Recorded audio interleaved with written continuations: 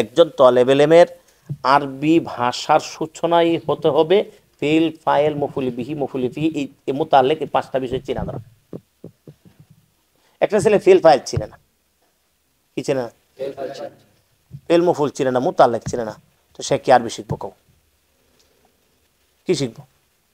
এখন ওই জিনিসটা যেন ভালোভাবে হয়, কি ভালোভাবে হয়, এই কারণে আরো স্বতন্ত্র 4টে দরস আনা হয়েছে শুধু ফেল ফাইল মফুল দেই। কয়টা দরস আনা হয়েছে? 4টে দরস। এগুলির মধ্যে নাহর নতুন কোনো কালেব নেই। কোনটা? ওইটাই শুধু সরব ওইগুলি আগের ফিল্ডে ঘুরে ঘুরে এখানে তুমি তামরিন করাইবা, ওই মফুলটা আনবা। তোমার লেহাজ থাকবে যে আরো যে 4টে দরস আছে, খেয়াল করতে শুনি, আরো যে 4টে দরস আছে, এই 4 দরসের মধ্যে তোমার লেহাজ থাকবে এটা। তোমার কিন্তু লেহাজ থাকতে হবে, কিন্তু একটা কথা কিন্তু বারবার বলছি, তোমার লেহাজ যা, তোমার লক্ষ্য যা, ছাত্রের যোগ্যতা তা। তুমি তরকিবের লেহাজ করবা না, তুমি অমুক জিনিসের লক্ষ্য করবা না, তে ছাত্রের মধ্যে এই যোগ্যতা আসবে না। তোমার লক্ষ্যই ছাত্রকে কি করবে? উঠায় দেবে।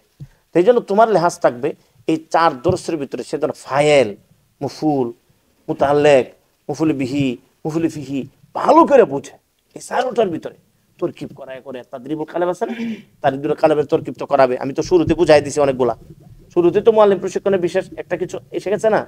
হ্যাঁ, তরকিব করায় মনে করো যে কি করবা এইভাবে, ইনশাআল্লাহ সামনে যাইবা।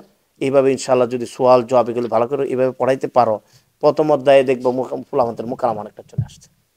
আচ্ছা আচ্ছা মোকালামা করবো। প্রথম অধ্যায়ের ফেলগুলি তো দৈনন্দিন ব্যবহার হয়। হ্যাঁ হ্যাঁ, মসজিদে যাবো আরবি ভাইবো, মসজিদ থেকে বাইরেতেছে এইটাও আরবি ভাইবো।